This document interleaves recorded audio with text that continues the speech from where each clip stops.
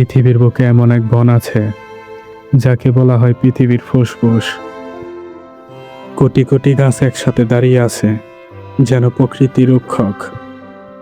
সেটিই হলো Amazon rain forest. দক্ষিণ আমেরিকার 9টি দেশে এই বন বিস্তৃত, যা এতটাই বড় একে বলা যায় সবুজ সমুদ্র। পৃথিবীর ভিত্তি এই বনটি বড়, যার নাম হচ্ছে অ্যামাজন রেন ফরেস্ট। আপনি কি জানেন বিশ্বের 20% অক্সিজেন তৈরি হয় এইখান থেকে? তাই এটাকে বিজ্ঞানীরা বলে পৃথিবীর ফুসফুস। এখানে আছে 40,000-এর বেশি গাছপালা, 25 লাখেরও বেশি পোকামাকড় আর পাখি আর বন, আর হাজার হাজার পাখি ও প্রাণী।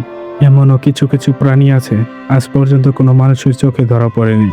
এখানে নতুন নতুন পাখি ও প্রাণী আবিষ্কার হচ্ছে, আর অ্যামাজনের বুকে হাজারো আদিবাসী বাস করছে। আধুনিক সভ্যতা থেকে আলাদা, তাদের জীবন জঙ্গলের সাথে আসলে মিশে গেছে।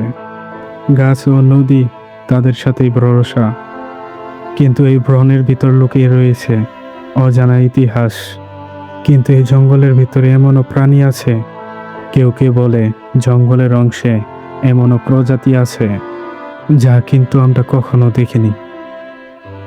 কিন্তু দুঃখের বিষয় হলো এই বনের বিরাট অংশ ধ্বংস হয়ে যাচ্ছে। কাঠ কাটা, কৃষিকাজ আর আগুনে ধ্বংস হয়ে যাচ্ছে হাজার হাজার গাছ। যদি এইভাবে ধ্বংস চলতে থাকে তাহলে পৃথিবীর বড় রক্ষককে হারাবে। অ্যামাজন শুধু বন নয়, একটা পৃথিবীর প্রাণ কেন্দ্র। আর এটি মরলে আমরা মরব, আর এটি বাঁচলে আমরা বাঁচব। প্রশ্ন হলো, আমরা কি এই সবুজ হৃদয়কে বাঁচিয়ে রাখতে পারবো? আপনাদের এই ভিডিওটি ভালো লেগে থাকলে অবশ্যই চ্যানেলটি সাবস্ক্রাইব করবেন।